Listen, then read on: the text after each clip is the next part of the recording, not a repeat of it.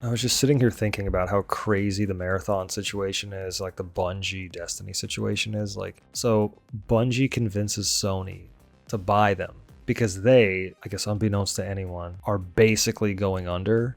And Destiny 2 isn't making basically almost any money. And when the money is made, they're spending it on stuff that they don't need, and the DLCs are dropping and they're not doing so well, and the microtransactions through Eververse aren't doing well, and they convince Sony to buy them. Sony spends billions of dollars buying the company. They show Sony the games that they're working on, right? Like Marathon, and Sony's looking at Marathon, like all of us looked at Marathon, and Sony's thinking like, yeah, this looks actually really good. This is genuinely a really good game, and it is. Marathon's a good game. But then of course Marathon ends up releasing and it just doesn't succeed. Like it's been massively underwhelming. There are just not enough people playing it. There's only like a few thousand people playing it at the moment of this recording, right? And so Sony spends all this money and seemingly just gets nothing for it. You know, you get this massively underperforming Marathon that may very well die in less than a year. You've got Destiny 2, which is technically a successful game. They've got tens of thousands of people playing it at any given time, but it's just not making any tangible amount of money through microtransactions, which is what you want. You want a live service game to make money through microtransactions because that's a healthy live service game. You do not want a live service game making most of its money on DLC drops because that is not a live service model. That's a single player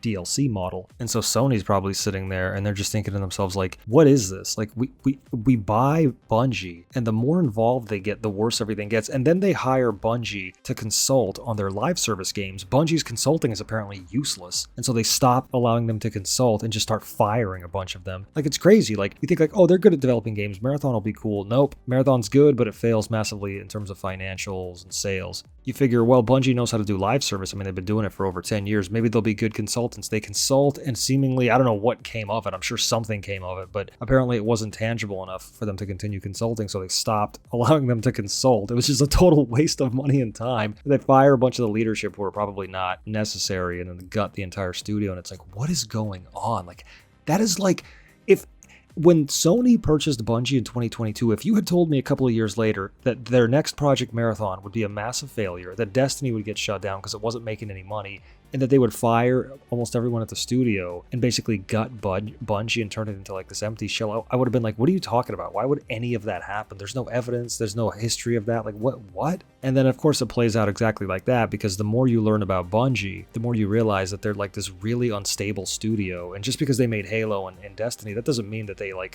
are like really good at consistently putting out content and that they're really good at live service. Like, they're not good at putting out content consistently. They're not good at live service. They're not good at any of that stuff. It's just wild, like, when you think about it, because it's just like, I mean, I guess it's like the worst case scenario almost, but it's like a scenario that you wouldn't even imagine. Like, worst case scenario would have been like, I don't know, they buy Bungie and it takes them 5 years to make another Destiny game or something. It's like, yeah, okay, it's the worst case scenario. But this is like way worse than what you would assume would be the worst case scenario. So it's kind of insane to me. Like, I don't know, the death of Bungie and stuff. It's just like, I still think Destiny 3 is going to be the one game that they'll definitely make, because it's the one game that'll probably make the money. I mean, it's a live service game that already has a huge built-in audience. People love Destiny. You just got to figure out how to monetize it through Eververse. They're not going to call it Eververse. It'll be something else, but you just got to figure out how to properly monetize it with microtransactions, and then it'll be just fine. But I suspect when they do release Destiny 3, they'll probably rework a lot of the stuff. Like, I don't know if this is true or not, but I heard that they like supposedly fired the raid team. And if they fired the raid team, that means that the raids are just going to be different.